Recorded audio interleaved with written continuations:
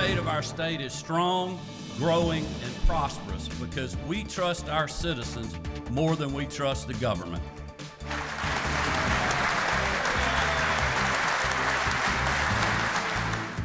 Governor Brian Kemp gives his 6th State of the State address to a joint session of the General Assembly.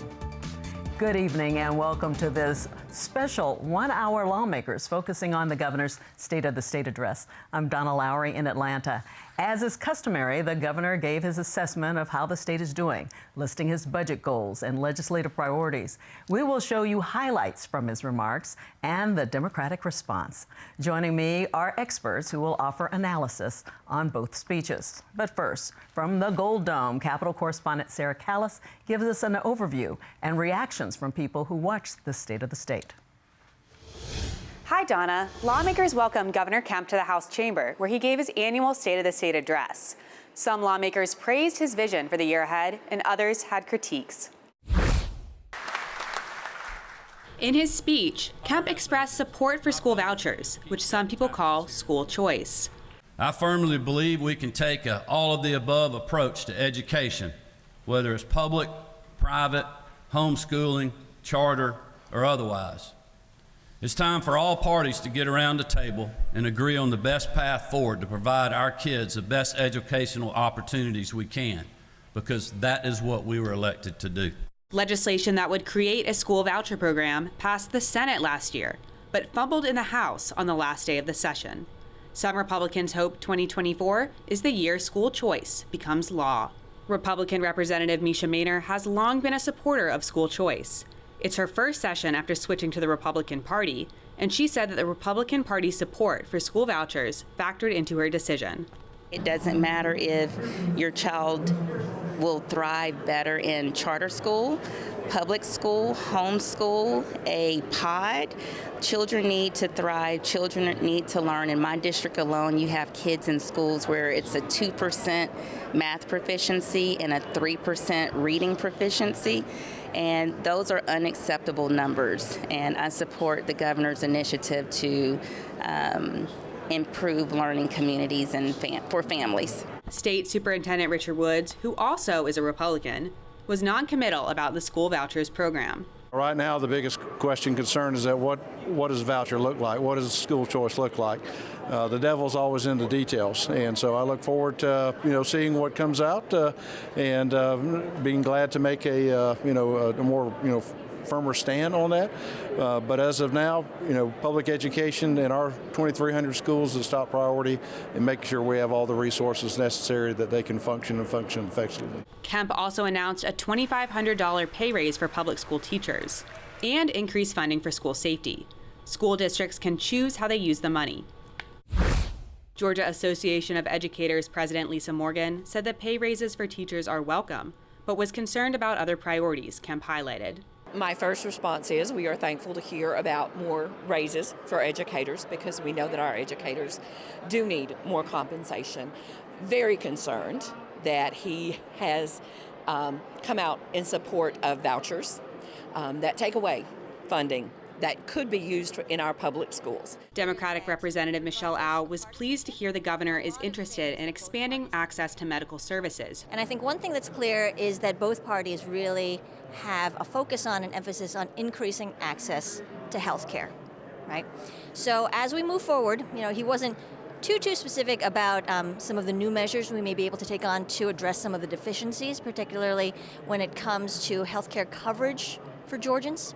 Georgia, as you know, has one of the highest uninsured populations in the country, right? So I didn't hear too many specifics about how we're going to address this, but I think it's clear to everyone in the state that this is a critical issue we need to look at, and I hope that since we've agreed that this is a priority for all of us, that we can examine all the options that are on the table. Following Kemp's address, Democrats shared their view on the state of the state in a news conference. We could not expect anyone to achieve, to thrive, or to shine. That is why our caucus, of which I am very proud, can say without reservations, we believe wholeheartedly that every Georgian should have the right to medical care, to a decent, respectable place to live, to a quality education, and freedom from hunger. Each year that Kemp blocks Medicaid expansion, it costs Georgians, hear this, $3 billion. The people of Georgia are being misled. They're flushing literally billions of dollars, taxpayer dollars, down the drain. This isn't monopoly money. This is hard-earned tax dollars that should be reinvested in improving the life of every Georgian. Yet here we are, one of only 10 states stubbornly refusing to expand Medicaid. Also today, Kemp unveiled his budget proposals for fiscal year 2025 and the amended budget for fiscal year 2024, which included raises for state employees and more money for mental health services. Lawmakers will return to the Capitol tomorrow for the 5th consecutive legislative day. Next week, there will be no floor sessions due to budget committee hearings. That's all for my Capitol Report. Donna, back to you. And our thanks to Sarah Callis for that wrap-up of today's events.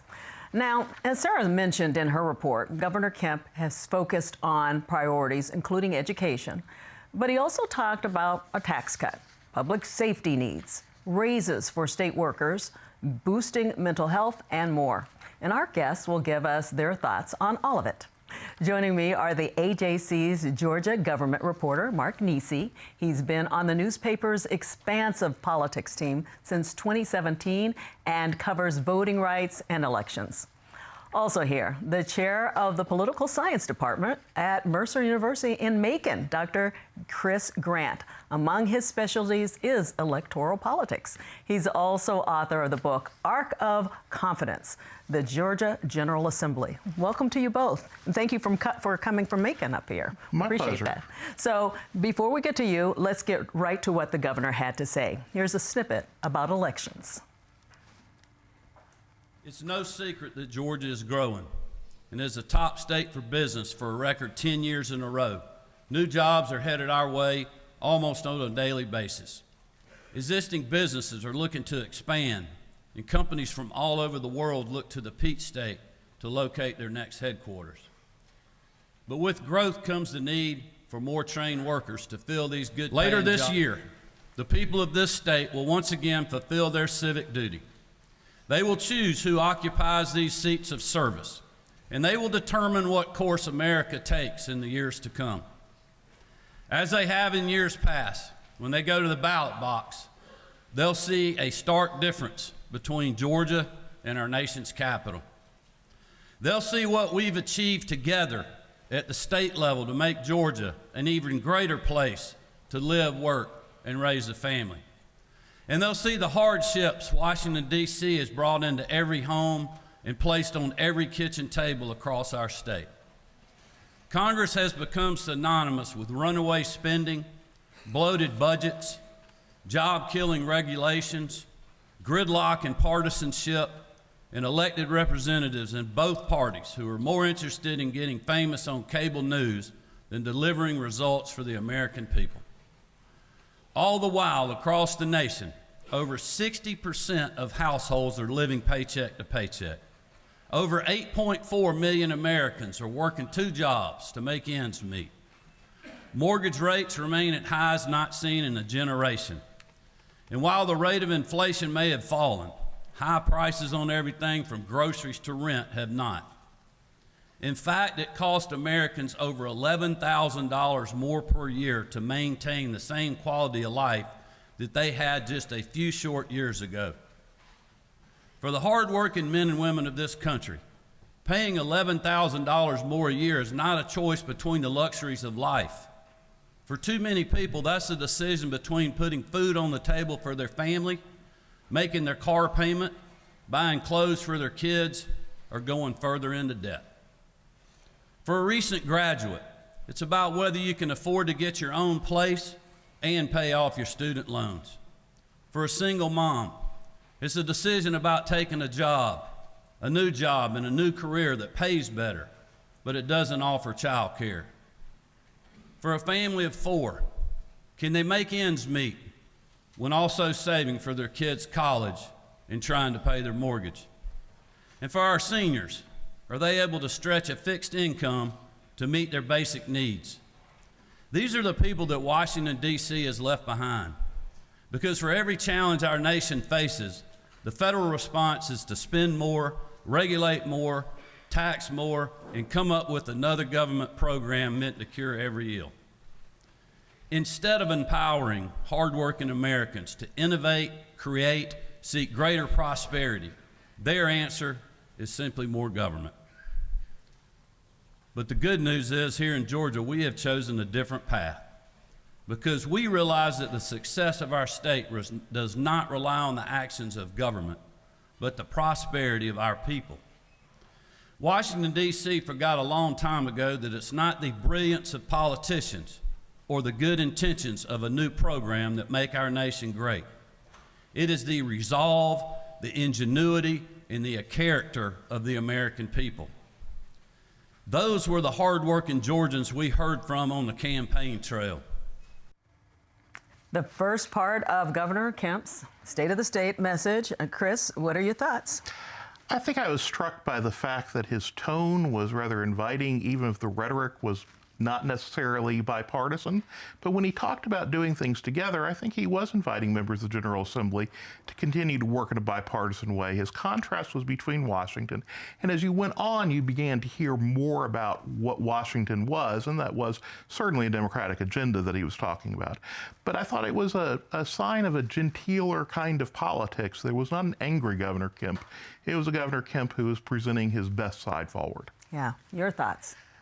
Governor Kemp did draw stark contrasts between Washington and Georgia, between Republicans and Democrats, between President Biden and himself. So this speech was heavy on politics and partisanship and trying to show that, in his view, Georgia is better and that he is better and that his policies are different from those in Washington. And so that's what he was trying to do, is really create that contrast. I agree that his tone was not as fiery as the words might have sometimes reflected, but when he talks about Washington being bureaucratic and broken, he compares that with his own outlook. Okay, well, let's now go to another big part of his remarks.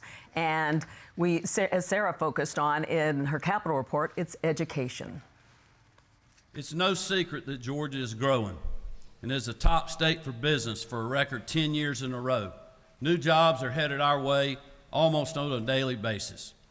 Existing businesses are looking to expand, and companies from all over the world look to the Peach State to locate their next headquarters.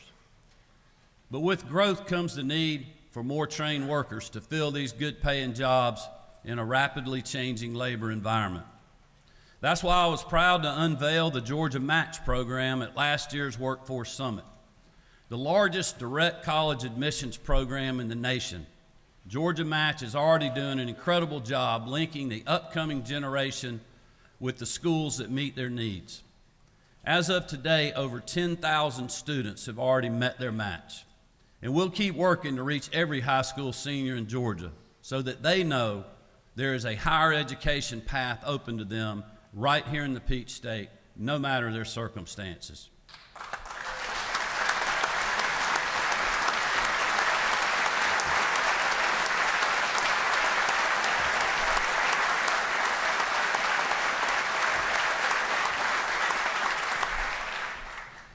Speaking of education, my amended 2024 budget and the fiscal year 2025 budget proposals double down on our continued and historic support of K-12 education, with $1.4 billion in additional funds allocated to make a total of $12.8 billion. Over the last few years, there has been a great deal of debate around different proposals to expand options for students and families when it comes to finding the education that best fits their individual needs. Many members in both chambers have worked hard on this important issue, and I want to thank and applaud them for their efforts. Some prefer the term school choice or educational freedom. Some call them vouchers. In my opinion, what each of these terms or slogans fails to mention is the child.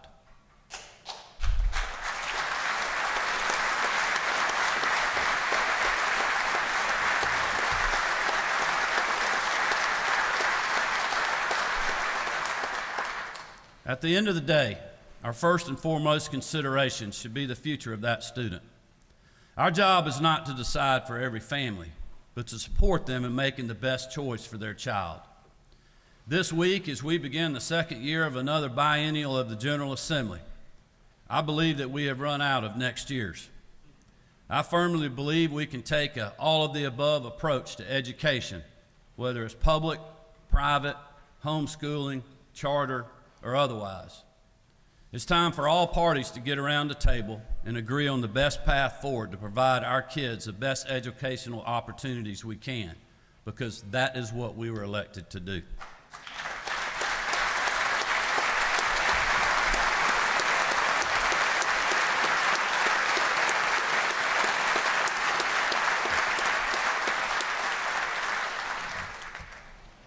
To that end, my office and I look forward to working with the members and the leadership of both chambers to get a bill passed and signed into law this session.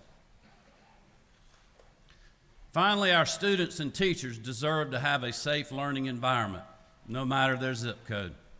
Since I took office, I've had the opportunity to hold more than 30 roundtable discussions with educators and superintendents from all over this state. We heard frequently that our schools were in need of additional resources to enhance security. That's why since 2019, we have provided more than $185 million to all of our schools to help secure the safety and well-being of our students and our teachers. This year, I'm proposing we continue those efforts by making school security funding permanent. In my budget proposal, I've included a request for $104 million that will go directly to school districts for school safety enhancements. Schools will determine how to best use this money, whether for personnel like school resource officers or for physical or technology improvements that make our places of learning more secure. This investment is more significant because it will enable schools and administrators to plan accordingly, knowing that this money is headed their way for this specific purpose. I hope to see strong bipartisan support for this budget item to keep our kids and our schools safe.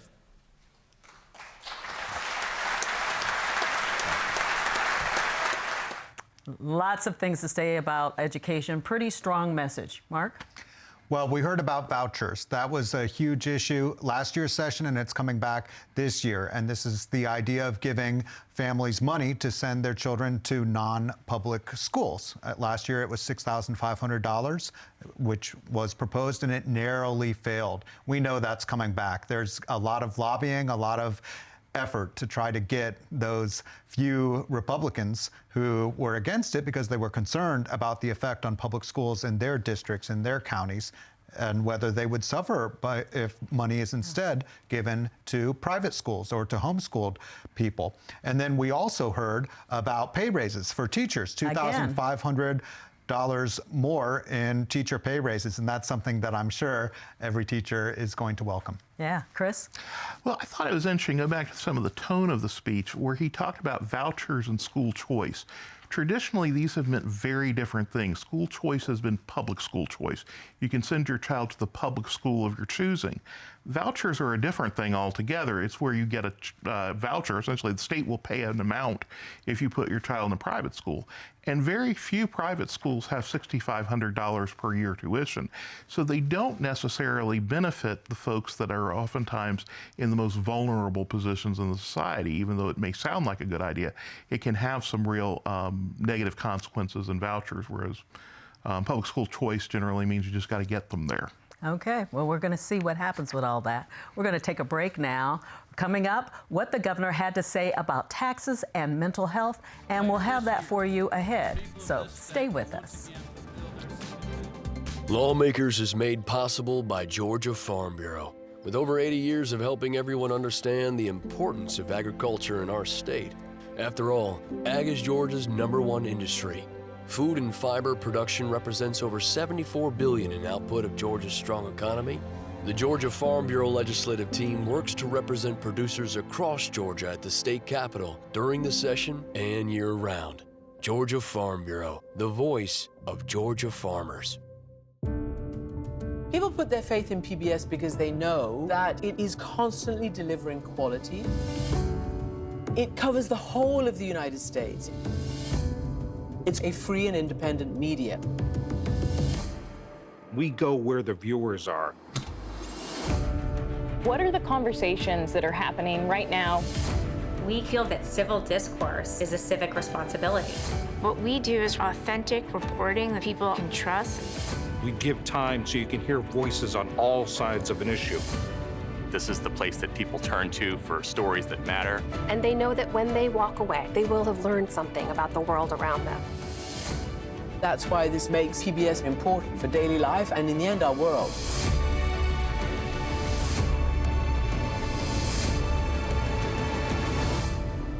Thank you for joining us.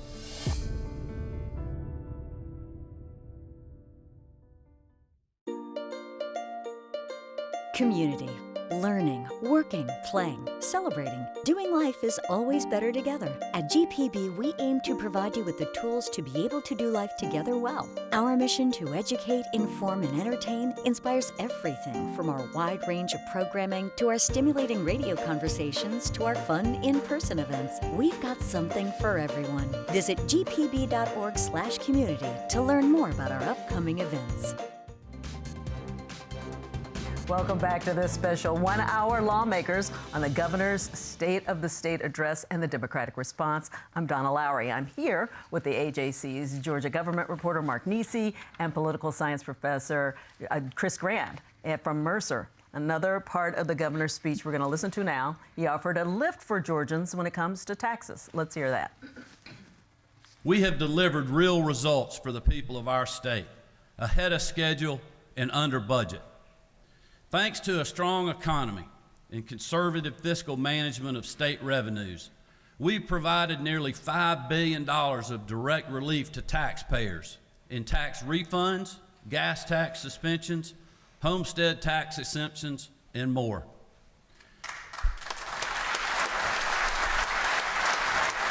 Last month, I joined Lieutenant Governor Jones, Speaker Burns, and others to announce a plan to speed up implementation of the largest state tax cut in history.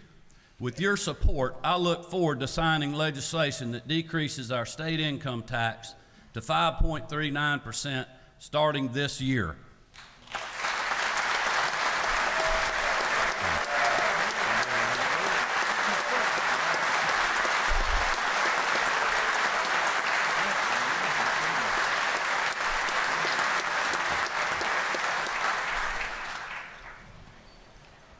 This matters.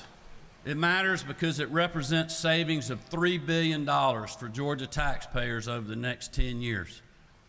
Mr. Speaker, Lieutenant Governor, while President Biden hires tens of thousands of new IRS agents, my vote is we just keep cutting taxes here in Georgia.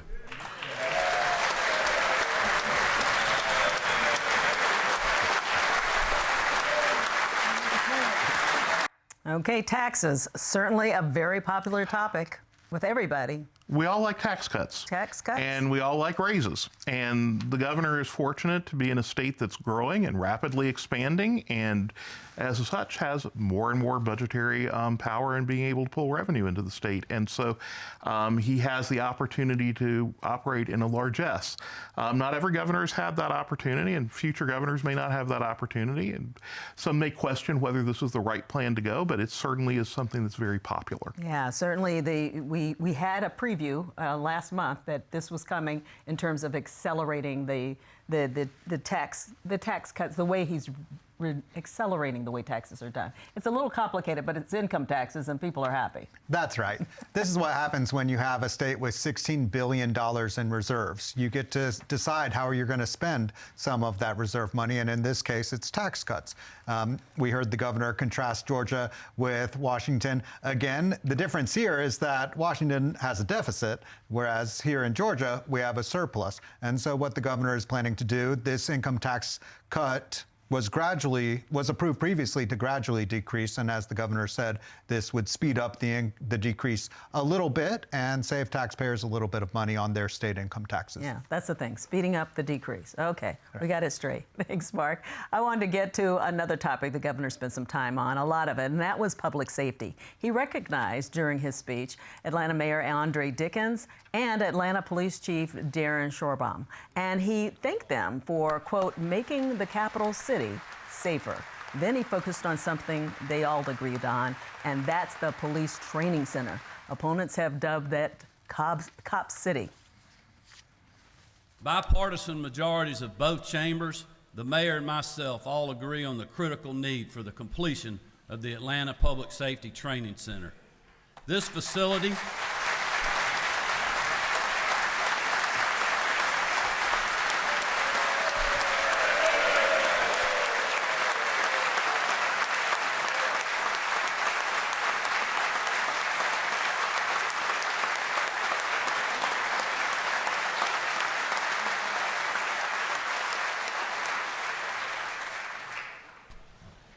This facility will provide our law enforcement officers, firefighters, and additional first responders the critical tools and knowledge, as well as the skills needed to keep themselves and our community safe. One of our brave public safety officers is here with us this morning.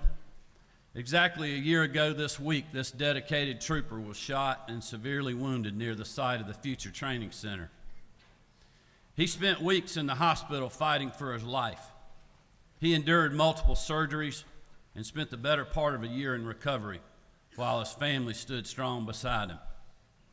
Marty and I were honored to spend time with him while he was in the hospital, and I was honored when he gave me one of my most prized possessions, his SWAT challenge coin bearing his badge number.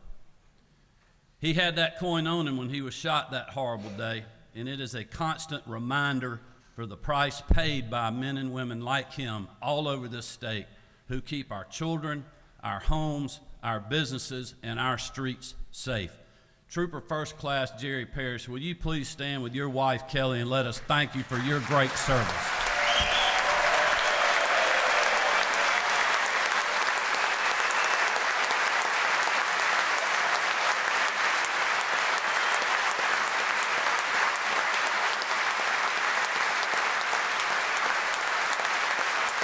As long as I'm your governor, there will be no gray area or political double talk. We will support our law enforcement officers. We will support our firefighters and our first responders, and the Atlanta Public Safety Training Center needs to be built, period.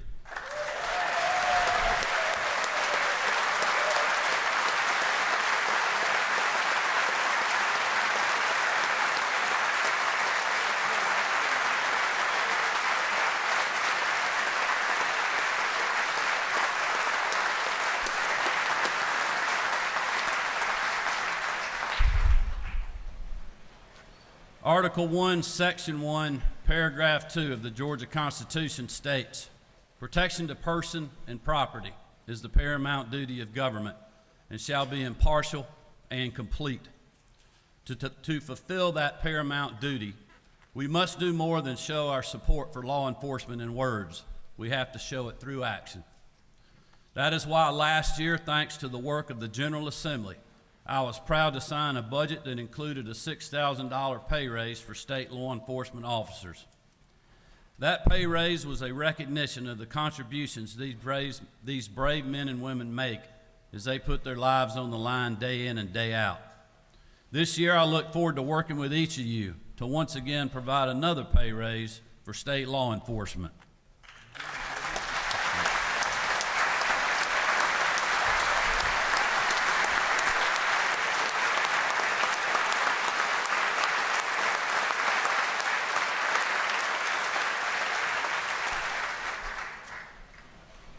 Within my budget proposal are pay increases of an additional $3,000 for state patrol officers like Trooper Parrish, as well as our correctional officers and other state law enforcement agencies.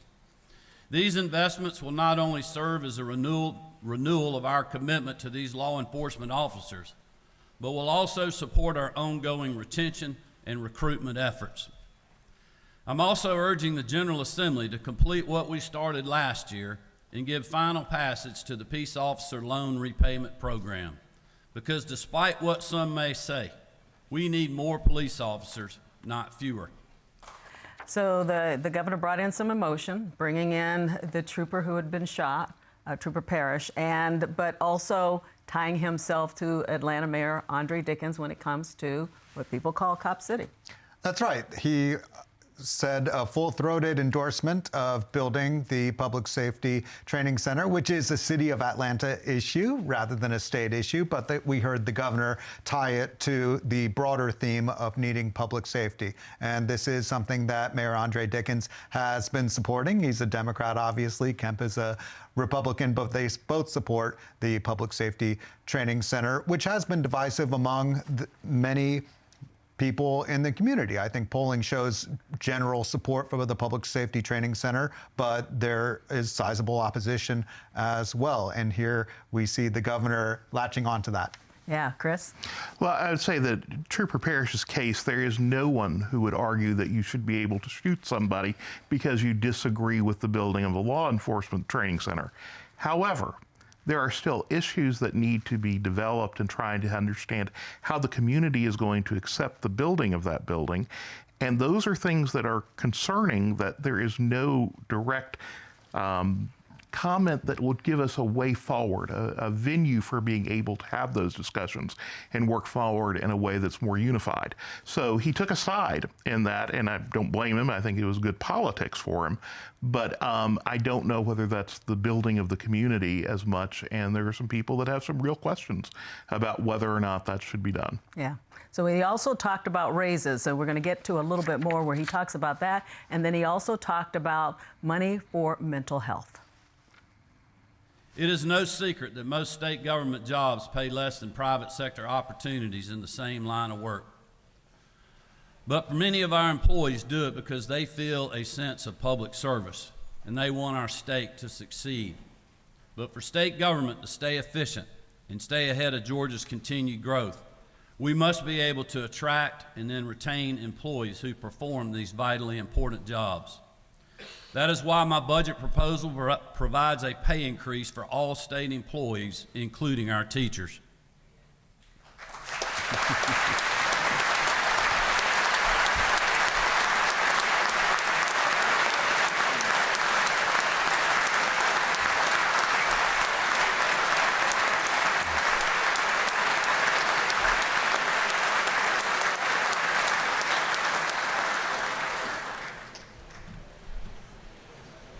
This will build on the historic raises we've provided for educators over recent years and will increase every state worker's pay by 4%.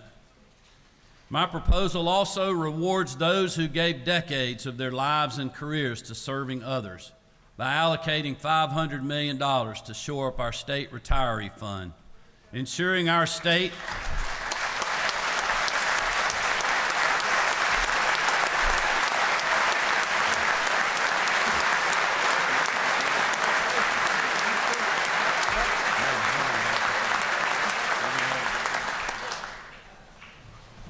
This will ensure that our state keeps its promises for our retirees and also stays on solid financial footing.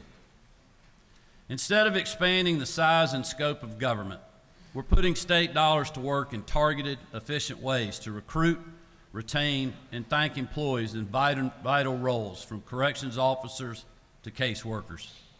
By doing so, we're continuing our efforts to wisely use every penny taxpayers send us, from state agency personnel to our schools, public safety, and the healthcare marketplace. My budget proposal calls for an increase of $205 million for DBHDD and other entities that address mental health. This new funding will enable DBHDD to expand services for those struggling with mental illness. It will increase the number of crisis beds throughout the state. It will further crisis intervention resources in all communities and improve the quality of mental health services overall. Once passed, we will be spending $1.6 billion on mental health, more than ever before.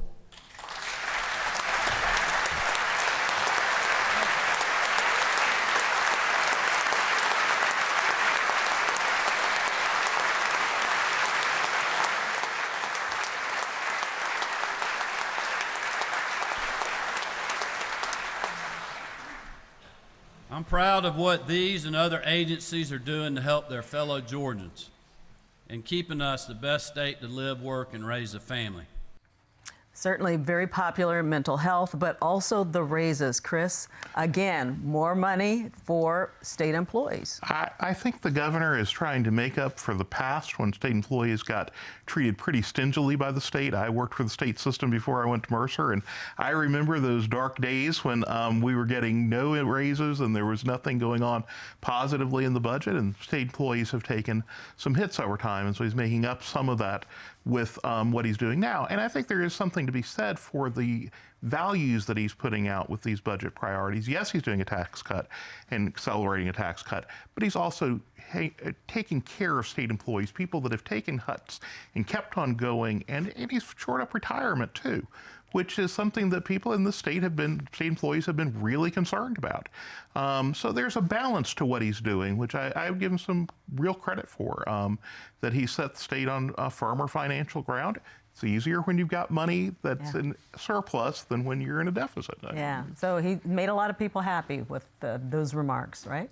Right, and with mental health, what we heard is this is the next step in a multi-year effort to increase government mental health services. Going back for a couple years ago, we had a very contentious bill that eventually did pass, and it was designed to treat mental health services similar to other health insurance covered services. And now today we're hearing about more money for government mental health funding and programs that could, as the governor said, reach funding to basically record high levels in Georgia. Yeah, that's amazing. Overall, your thoughts on the speech? I thought it was a good example of where Governor Kemp has grown over the last 6 years. It was a better delivered speech than I've heard from him in other years, and I definitely think he is contemplating, if not already planning, to run for the U.S. Senate in 2026. You heard that in the speech today. I heard that in the speech. Okay. I heard him reaching out to the middle and saying, I am your moderate governor. I'm Georgia. I can do things common sense wise. What did you think?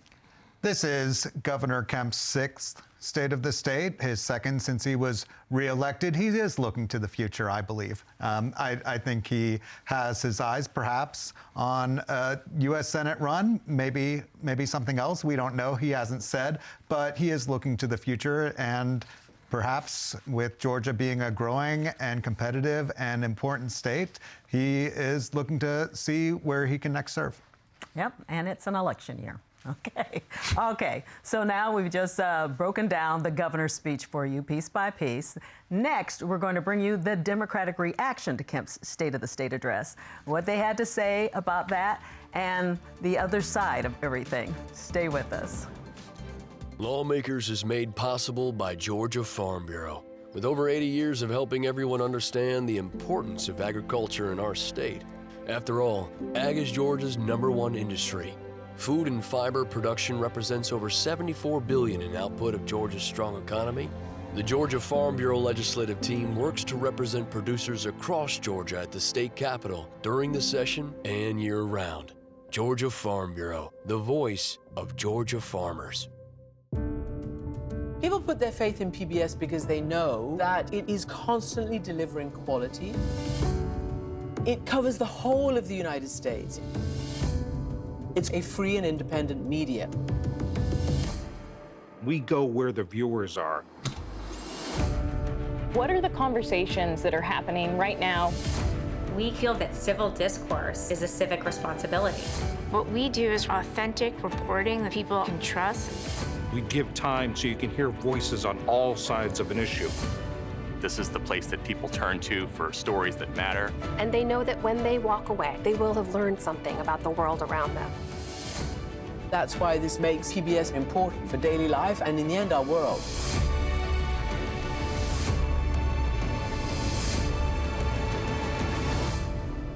Thank you for joining us.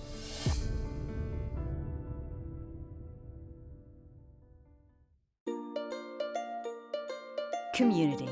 Learning, working, playing, celebrating, doing life is always better together. At GPB, we aim to provide you with the tools to be able to do life together well. Our mission to educate, inform, and entertain inspires everything from our wide range of programming to our stimulating radio conversations to our fun in-person events. We've got something for everyone. Visit gpb.org/community to learn more about our upcoming events. Welcome back to Lawmakers. I'm Donna Lowry. We've just spent time looking at Governor Kemp's State of the State address, hearing him talk about education priorities, public safety, raises, and things with mental health, and so much more. And now we're going to hear from the minority party. But first, I want to reintroduce our guests. With me is the AJC's Georgia reporter for the state of Georgia government, and that's Mark Nisi. And from Mercer University, here is Dr. Chris Grant. So I appreciate you coming up from Macon to talk about this. So we're going to hear what the Democrats had to say in response. And given that report is House Minority Leader James Beverly. My fellow Georgians, as Minority Leader for the Georgia House of Representatives, I am honored to offer the Democratic response to the Governor's State of the State address this morning. Frankly, one word comes to mind: frustrated. I come to you today frustrated by the lack of progress we've made as a state. I lay that frustration at the Governor's feet. This morning, after we heard from the Governor at our Capitol building, I kept thinking to myself, how does he get away with this? All I heard today was political propaganda.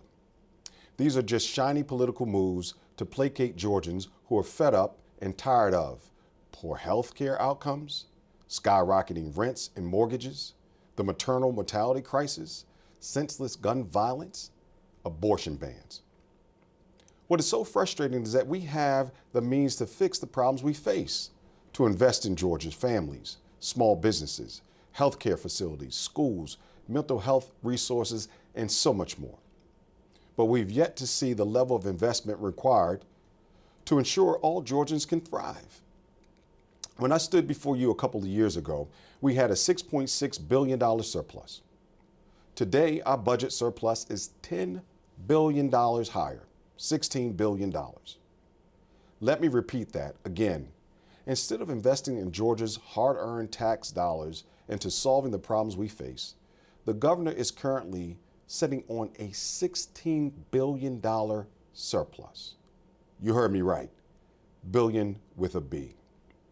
We have seen one of Georgia's only level 1 trauma centers shutter.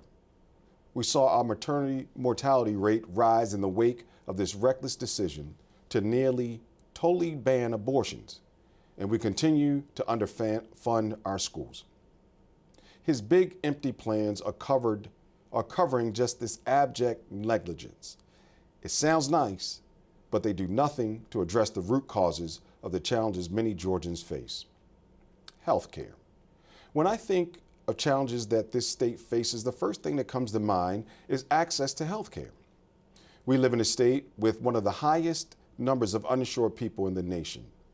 Simply put, the Pathways to Coverage program is a parkway to failure. It's just smoke and mirrors. Instead of expanding Medicaid and covering the hundreds of thousands of Georgians living in the Medicaid gap, the governor is opting to invest in this costly and inefficient state-based health care plan. Each year that Governor Kemp passes up on Medicaid expansion, we lose out on $3 billion. The people of Georgia are being scammed. We're being ripped off, and we're being served the bill for it. Have y'all been keeping up? Under the current governor, thousands of Georgia children were kicked off of their health insurance plan last year. This past year, over 100,000 Georgia kids lost access to their doctor. Georgia was number 3 in the nation for the number of children dropped from Medicaid. This is shameful. And the state agencies responsible for carrying out the unwinding say that children's health insurance was terminated for, quote, personal procedural reasons. Procedural reasons? Does that work for you? Well, it doesn't work for me. This Pathways program, the governor vowed to enroll as many as 100,000 Georgians. As of a month ago, Georgia's Department of Community Health has revealed that it has only enrolled roughly 2,000 Georgians. That is only 1% of the 100,000 Georgians Kemp estimated it would enroll in the first year of enrollment. Tax dollars are being squandered. This program is an outright failure. Hardworking Georgia families, instead of being connected with life-saving preventative health care services, are being tied up in paperwork and being asked to jump through hoop after hoop to gain care. The people of Georgia are getting crumbs and being asked to say thank you for it. And it doesn't work for Georgians all across our state.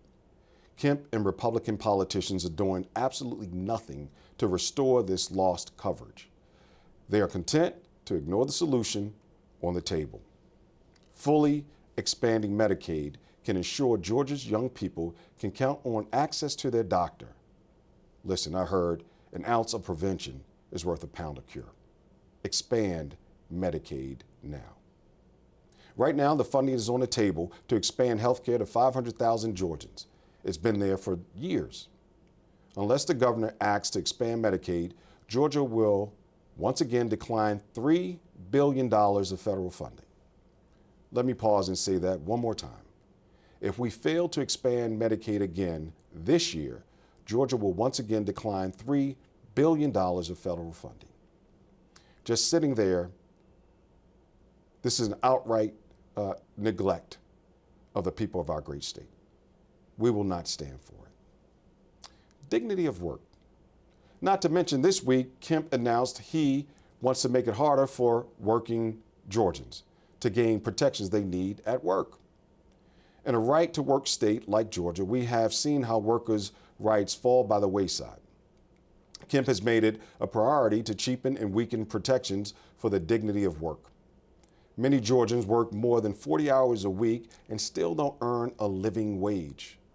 Georgia is attracting new employers every year, and I'm proud of the Georgia Democratic Caucus's work to keep Georgia the #1 state to do business, which, by the way, this week slid to #4, failed policies. But what I don't understand is why we must uphold with this economic prosperity from the workers actually putting in the work.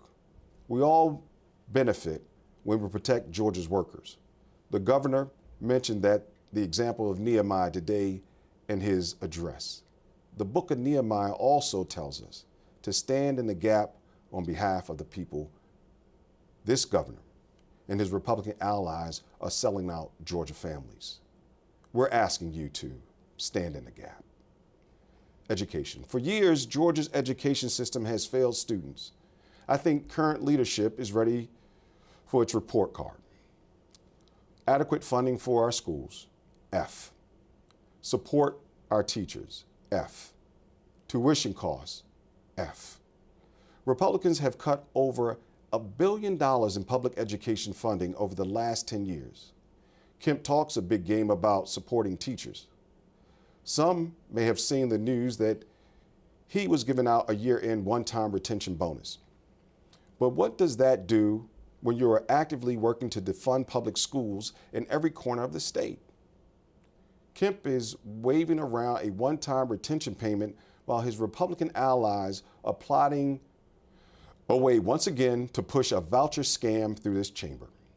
A voucher scam that would take even more money away from the public schools that need it most. This is deceptive. It is not the way we do things here in Georgia. If the governor really cared about our students, our teachers, our hardworking Georgia families, he would invest in our public schools. From Macon to Madison, from Statesboro to Stewart County, we must invest in our public schools. Instead of Kemp's smoke and mirrors approach, pay raises to distract from his plan to defund our schools. We, Democrats, are advocating for teacher pay raises. More than that, we must revamp our quality basic education formula to finally adequately fund public education and get teachers the support they deserve. While Republican politicians in the House and the Senate squabble over banning books and censoring teachers, Democrats will keep pushing to ensure Georgia students can gain an excellent education in every corner of the state. We will continue to introduce and champion bills that expand educational opportunities for all Georgia students, regardless of race, income, or zip code. Along those lines, we have to talk about gun control. Teachers in Georgia should be able to adequately get a raise while adding to their job position a long list of responsibilities of gun safety and gun protection.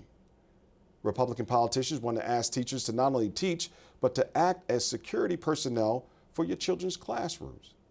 To help our teachers, we must do something about keeping guns out of our children's schools.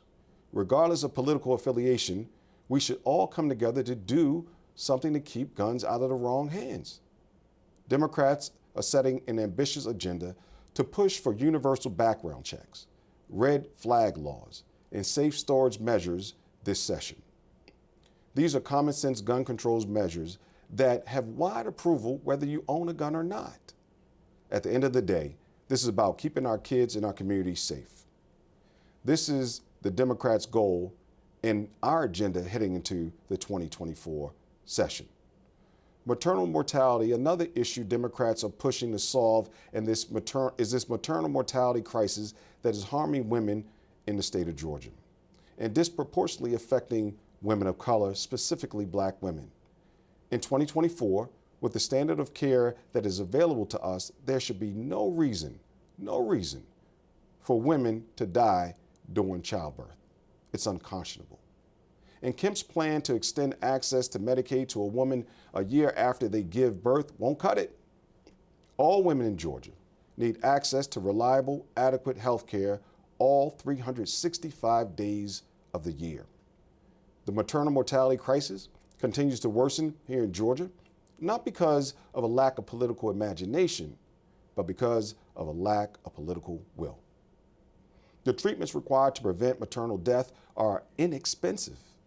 This care for Georgian mothers is not just a priority for the governor and Republicans in leadership. Ending this maternal mortality crisis is incredibly important to the Democrats in this chamber. We will continue to champion legislation that will invest in protecting health care for moms in Georgia. Reproductive freedom is something we cannot bypass. I, for one, believe that a woman has the right to choose when, where, and with whom to have a baby.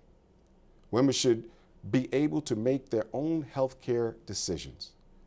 After Roe was overturned, Georgia women have been subjected to a near total abortion ban. I've heard unbelievably harrowing stories of women who are not given proper care because of these political games. Republicans believe they should make women's health care decisions. We believe women can make those decisions themselves. Make no mistake, Democrats will stop at nothing to restore reproductive freedom. Time and time again, the governor shows us who he really is. Today's State of the State put on display Kemp's willingness to neglect the people of Georgia. We don't have time to continue to put politics ahead of actual needs of Georgia families. We will not be distracted or deterred. You can count on us, our caucus in the House and in the Senate, to go full steam ahead, fighting to lower costs for Georgia families, investing in our state's public schools, keeping our communities safe, and restoring a woman's right to her own body autonomy. It is my pleasure to honor and serve. Thank you. God bless our great state of Georgia.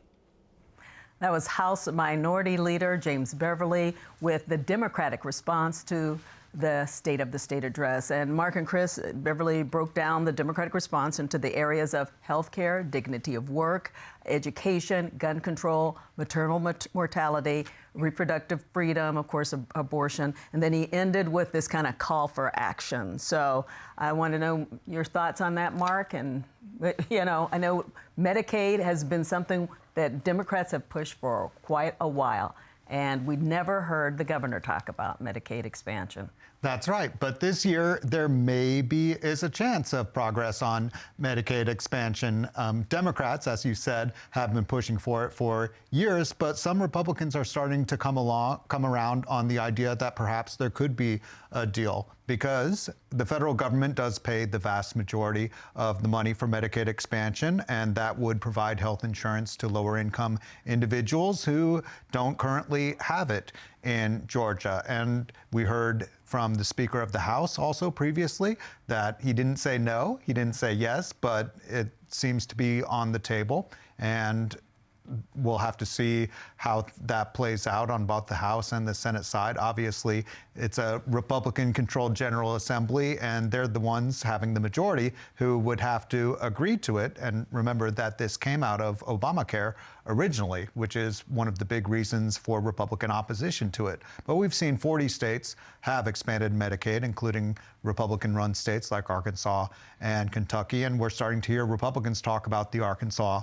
model and applying it to Georgia. So we'll have to see if there could be an agreement, perhaps related to relaxing certificate of need rules for building new hospitals. Yeah, there could be a trade-off with that, because the Republicans really want some of that relaxation of the certificate of need, which regulates hospitals. Your thoughts? Particularly the aspects of maternal mortality and other things have a disproportionate effect on rural areas, where it's not easy to get to a hospital, it's not easy to get to health care, and where you may not have specialists that are trained in an array of services. And so I think that was one of the things that Representative Beverly was getting at, is that there is a difference in Georgia. He didn't point it out that it's truly the rural areas. But back to what Mark was saying, I do think that makes it easier for rural Republicans to come behind a Medicaid expansion. And when you start looking at our General Assembly, about half the Republican caucus are representing counties that have rural constituencies. So there is some reasons to believe that there could be room to find a compromise there.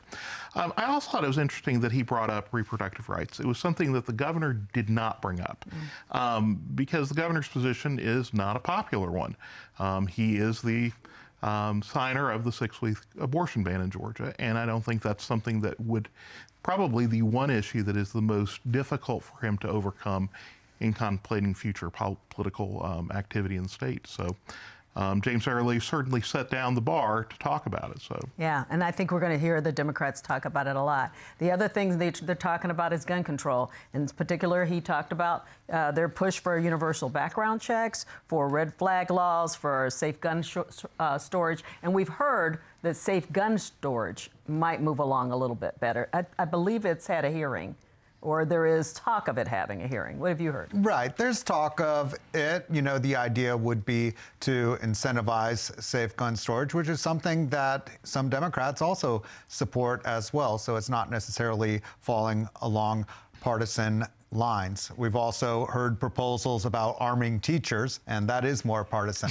So we'll see. You know, when it comes to other issues like universal background checks and red flag laws, those face a difficult path forward. Yeah, the Republicans have fought those every step of the way. They have, and they've been successful at fighting them. And I think they're going to continue to be successful at fighting them as long as they control the majority in the General Assembly. Yeah. So let's talk about the education part of it. Despite the fact that the governor did talk a lot about education today, the Democrats seem to still have a problem with feeling he still hasn't done enough, and the voucher issue, of course. Well, and I mean, education budgeting is a complex term. We have a formula that was set in the 1980s. I actually wrote a master's thesis on the politics of the QBE, and it is an somewhat arcane and outdated mechanism that's been updated some, but hasn't been fully updated. And while the governor contends that he's fully funding it, I think the Democrats would argue that it is not an updated formula that needs to be applied. So it is something that there can be disagreements about. I think most of us who have kids in public schools, I do, and we see the needs that go on for having well-paid teachers and the needs that the schools have to be able to deliver quality services to all students. So we kind of got it laid out for us for the next few weeks of the things we're going to pay attention to. So that's a good thing. Day 4, here we go.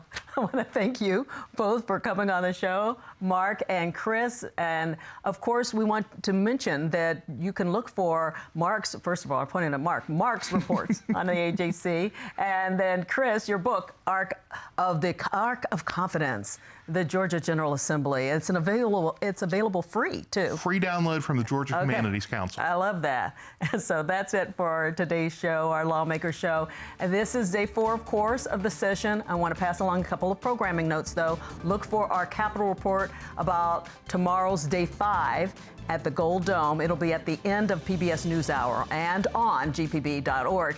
As for Lawmakers, we won't see you next week. We don't have any shows. That's because the budget hearings take place at the Capitol next week, and the General Assembly won't reconvene until Monday, January 22nd. That's when we'll be back. For now, have a great evening.